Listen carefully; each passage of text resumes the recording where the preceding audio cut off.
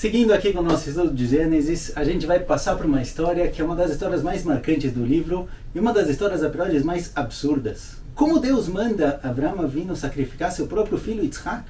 É impensável uma coisa dessas. Avraham Avinu, aquele que é o centro, o começo de toda a bondade no mundo, tem que sacrificar seu próprio filho? Como pode ser? E não só isso, a Torá conta para a gente de forma bem detalhada exatamente como foi a ordem, que Deus fala para Avraham Avinu, olha, pega seu único filho, seu filho mais querido, Yitzhak, sacrifica ele. E a Torá conta todo o caminho que eles passam até chegar lá, toda a discussão, a subida na montanha.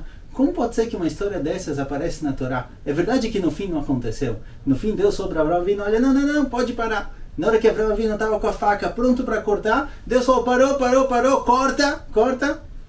Tudo bem, pode ser, mas mesmo assim, por quê? Qual a ideia dessa história? Por que a Torá conta pra gente essa história? E esse foi um dos grandes testes pelo qual Avraham Avinu passou. Qual a ideia dele? Então vamos lá, vamos tentar dar uma explicação, uma compreensão um pouco mais contemporânea dessa história. Um dos grandes movimentos que impactaram o mundo aconteceu no século XVIII, o Iluminismo. Até então, quem coordenava a sociedade, quem organizava tudo era a igreja. A fé, a igreja, a religião, tinha controle basicamente de tudo o que acontecia na sociedade. No século XVIII, quando começa o movimento iluminista, as pessoas começam a deixar de lado um pouquinho a fé e buscam a razão.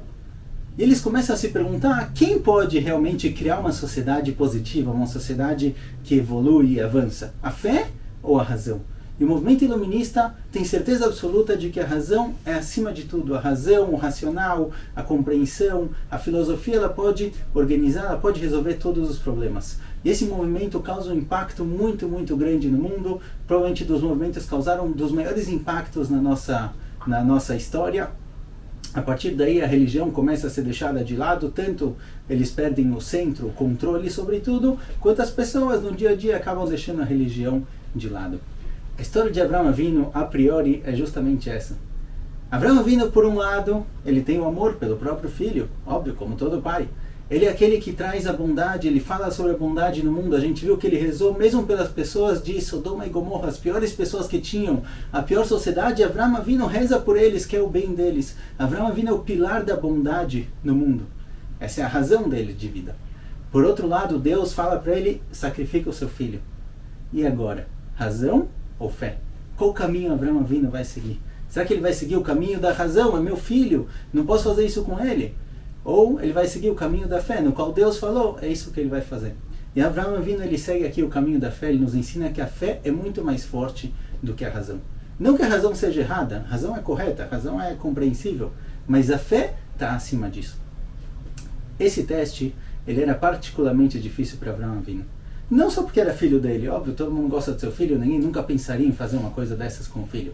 Mas Avraham Avinu, ele é aquele que trouxe o monoteísmo para o mundo. O que significa isso? Geralmente, quando a gente fala de monoteísmo, a crença que existe um só Deus, a gente vê isso simplesmente como, olha, é uma crença, eu acredito em um Deus, aquele lá acredita em 10 deuses, o outro é ateu, não acredita em Deus nenhum, tá bom, cada um tem a sua crença. Mas o monoteísmo não é só uma crença, não é só uma filosofia, é um modo de vida. Ele influencia no que a pessoa realmente é. Como assim? Vamos imaginar uma sociedade idólatra, no qual cada um acredita que existe um Deus diferente. Então eu estou aqui, sentado aqui na minha mesa, e eu acredito que eu fui criado pelo Deus do mar.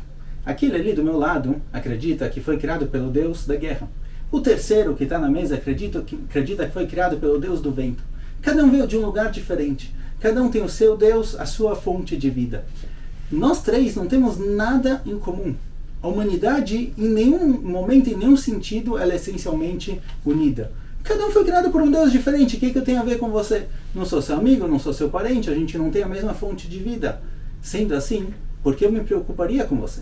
Talvez, se você é meu sócio, eu preciso de você para ganhar alguma coisa, a gente vai se unir, vai se ajudar, se apoiar. Mas, no particular, na minha vida e a sua, a gente não tem nada a ver um com o outro, cada um vem de um lugar diferente. Avraham Avinu, quando ele traz o monoteísmo para o mundo, ele diz que existe somente um Deus. Isso significa que eu, você e todos que estamos aqui fomos criados pelo mesmo Deus, pela mesma fonte de vida. Sendo assim, Avraham Avinu, ele não é o pilar de Hesed porque ele era alguém que simplesmente, naturalmente gostava dos outros. Isso era parte da crença dele, parte do monoteísmo de Avraham Avinu, é a vontade de ajudar os outros, porque todos somos filhos do mesmo Deus, todos viemos da mesma fonte de vida. Para Avraham Avinu sacrificar o próprio filho, não é só algo particular entre o pai e filho. Isso daqui vai contra o que ele acreditava naquele momento. Isso daqui é contra não só a razão dele, mas também contra a fé. Ele recebe aqui um mandamento divino que manda ele sacrificar o próprio filho. Isso daqui é difícil para Avraham Avinu, tanto na questão racional, o amor pelo filho, quanto na fé. Isso vai contra tudo o que ele acredita. Mesmo assim, naquele momento, Avraham Avinu decide fazer o que ele foi mandado. Um dos grandes rabinos que viveu uns 300 anos atrás na Hungária era conhecido como Hatam Sofer, Rabbi Moshe Sofer. E ele fala que dessa historinha de Avraham Avinu a gente vê que quando Deus fala com você, você tem certeza absoluta que isso aconteceu. Se alguém tem uma profecia, ele não tem dúvida de que Deus falou com ele, porque senão Avraham Avinu nunca faria uma coisa dessas. Sacrificar o próprio filho, isso vai contra a razão, isso vai contra o amor natural entre o pai e o filho, vai contra a fé de Avraham Avinu, a crença de que somos todos irmãos, temos que ajudar um ao outro, matar alguém, isso é impensável. Isso que ele estava disposto a fazer, o que ele fez, mostra que quando ele ouve a voz divina, isso não é algo duvidoso, não é algo 99% de chance, é 100%. Essa historinha vem mostrar para a gente até onde vai a força da emuná, até onde vai a força da fé. E a gente pode tentar tirar daqui também quem pode controlar a sociedade, quem deve realmente organizar a sociedade de forma ideal. O iluminismo apoiava a ideia do racionalismo, cada um tem que organizar a sua sociedade de acordo com o que ele acha correto.